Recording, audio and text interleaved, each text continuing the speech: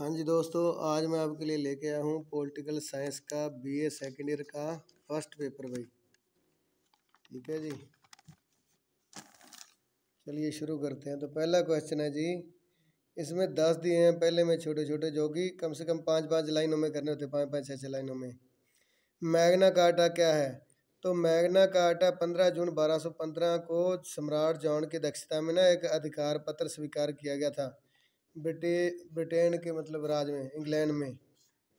जो क्या करता है, जो सम्राट की निरंकुशता पर रोक लगाता है तथा उसके अधिकारों को सीमित करता है।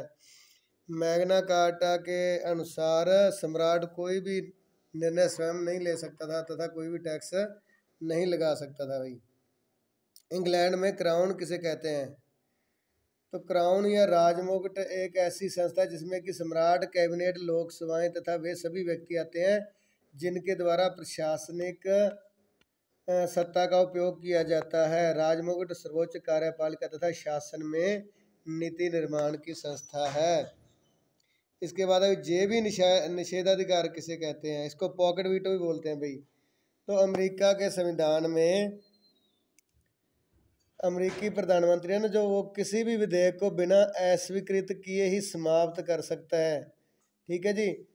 जब कांग्रेस का सत्र होता है ना, उसके अंतिम 10 दिनों के दौरान जो भी विधेयक राष्ट्रपति के पास आता है और उस दौरान कांग्रेस का सदन समाप्त हो जाए तो वो विधेयक अपने आप ही अस्वीकार हो जाता है। यही पॉकेट वीटो है। सीनेट के प्रति शिष्टाचार से आप क्या समझते हैं?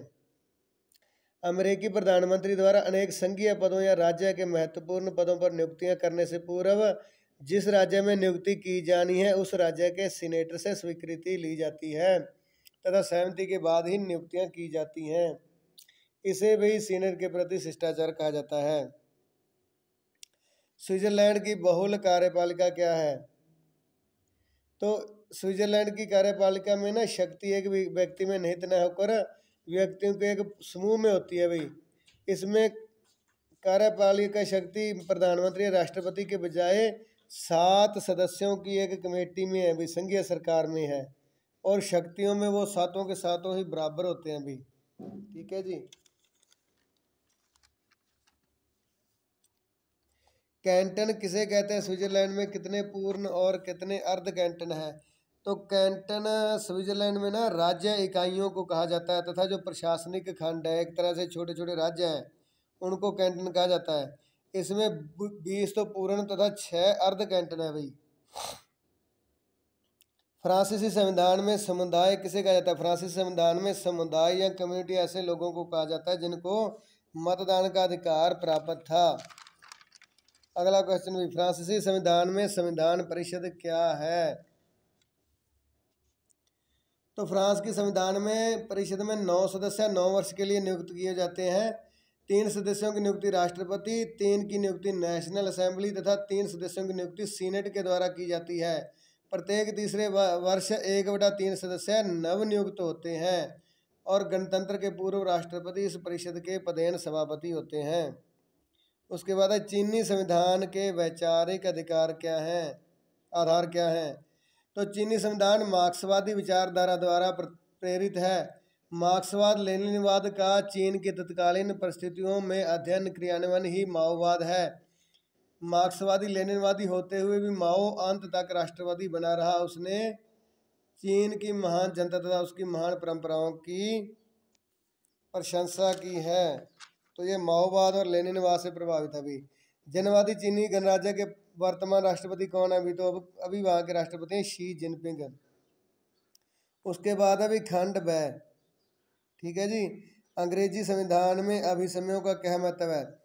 तो जो पहले वाला खंड होता है ना, उसके तो 5-5 6-6 लाइनों में उत्तर देने होते हैं। उसके बाद जो खंड बी स्टार्ट होता है, सेक्शन इकाई फर्स्ट, इसमें आपने कम से कम 1.5 पेज में उत्तर देना होता है अभी।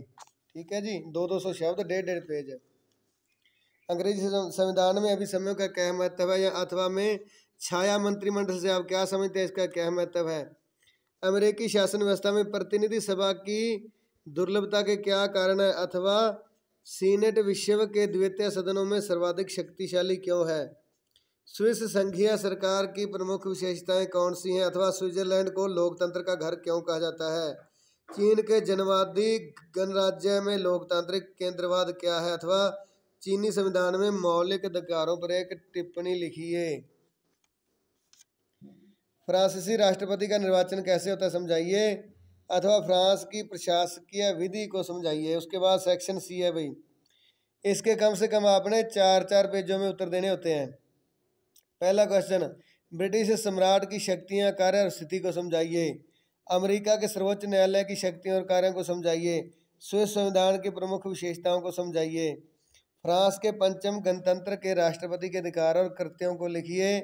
चीन की राजनीतिक व्यवस्था में साम्यवादी दल की भूमिका का आलोचनात्मक परीक्षण कीजिए। तो ये 5 में से 3 करने थे, कम से कम 4-4 पेजों में।